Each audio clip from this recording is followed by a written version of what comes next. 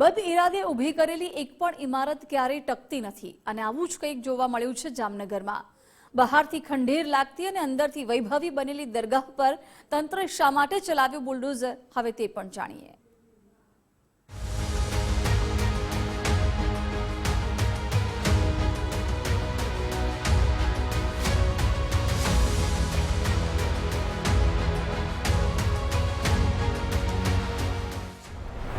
બહારથી દેખાતી ખોખલી પણ અંદરથી દરગાહ હતી વૈભવી। લેખિત વાતો મોટી પણ અંદરની હકીકત જુદી। પૈસા સ્વીકારવાની હતી ના, પણ શું ફંડ મળે તો હતી હા। આવા એક નહીં પણ અનેક સવાલો ઊભા ત્યારે થયા જ્યારે બહારથી સામાન્ય લાગતી દરગાહ અંદરથી આલિશાન સ્વરૂપે કેમેરામાં કેદ થઈ। ગેરકાયદે દરગાહમાં નીકળ્યું વૈભવી ફાર્મ હાઉસ। દરગાહમાં હતી સ્વિમિંગ પુલ અને બાથ ટબ સહિતની સુવિધા।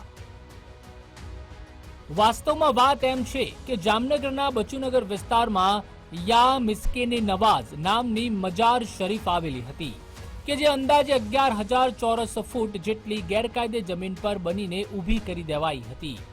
જિલ્લા પોલીસ વડાની ટીમ અને ડિમોલિશન કરવા ગયેલી ટીમ પણ જ્યારે અંદર પહોંચી તો અચંબિત રહી ગયા હતા।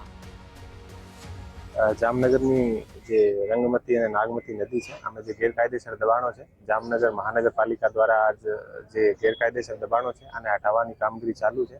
કોઈ પણ જાતની કાયદો અને વ્યવસ્થાની પરિસ્થિતિ ના બને અને કોઈ પ્રોબ્લેમ ના થાય એટલા માટે પૂરતી સંખ્યામાં પોલીસનો બંદોબસ્ત આપેલ છે અને હું અને મ્યુનિસિપલ કમિશનર સાહેબ જાતેથી અહીંયા હાજર છીએ અને city A division, B division, C ડિવિઝનના PI Shri અને DYSP અને લગભગ 150 થી 200 આસપાસ પોલીસ કર્મીઓ અહીંયા હાજર છે અને બહુ મોટો દબાણ છે। અહીંયાથી લગભગ 300-400 ના આસપાસ ઘર નદીના જે કાંઠો છે, પેટો છે, આમે બનાવીને અને આને કારણે જામનગરમાં ઘણી વખત જે છે પૂરની અને બીજી વ્યવસ્થા વરસાદના સમયમાં થવાની શક્યતા હોય છે।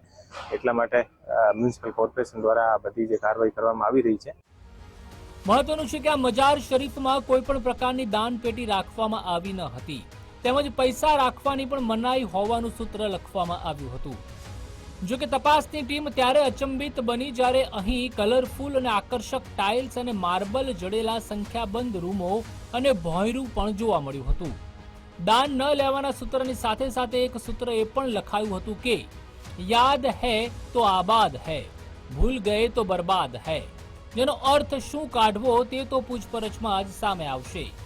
જોકે પોલીસે હાલ 200 કરોડની કિંમતી જમીન ખુલ્લી કરવા માટે ડિમોલિશનની કામગીરી હાથ ધરી છે અને બહારથી ખંડેર જેવી દેખાતી દરગાહ અંદરથી આટલી આલિશાન કેવી રીતે બની તેની પાછળનું ફંડિંગ કોનું હતું તે દિશામાં કાયદેસરની કાર્યવાહી શરૂ કરી છે। નથુ આહિર, ગુજરાત ફર્સ્ટ, જામનગર।